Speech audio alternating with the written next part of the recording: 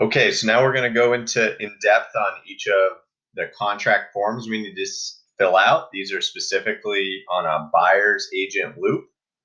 The first form we're going to cover is the mandatory licensee consumer relationship disclosure form.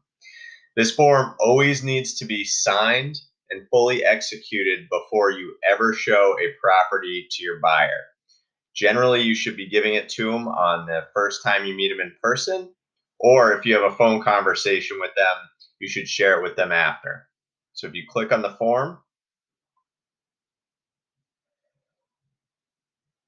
it's only a 2-page form, which you can see here,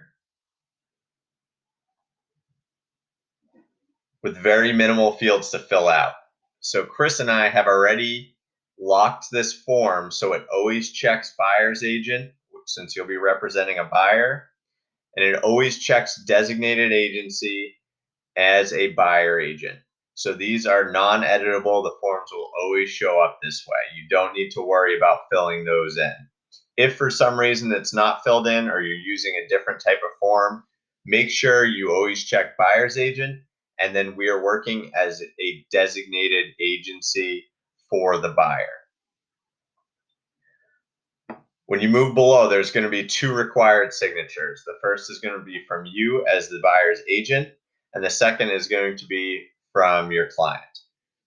So when you're filling this form out, the first thing you're going to want to do is complete all of the text fields, and then you're going to sign on your end and then share it with your buyer to complete the form. So what you're going to want to do is print your name and then your license number. Make sure to include all the digits of your license number. If you're a salesperson, click salesperson and then check today's date. As you can see below, Chris and I have already filled out the name of our brokerage and our real estate license number for the brokerage. So again, you don't have to worry about that. That will auto-populate. From there, make sure you fill out the name of your client for them. It's already checked as a buyer, but just do this because you want to make it as simple as possible on their end. So don't make them fill out more fields than they have to. All you need from them is a signature. So go ahead, put their printed name in here. The buyer's tab is already checked. And then you're going to be able to sign on your end. So you're going to go to signature. You're going to need to assign that to you. So you're assigning that. Click sign, adopt and sign. Your version is now done. This you're going to have to assign your buyer. So we're representing David Ortiz in this instance. You're going to assign that to David. So it will say David sign here. If you happen to have a second client, make sure you print their name and then assign them as well. So you're going to assign that to David.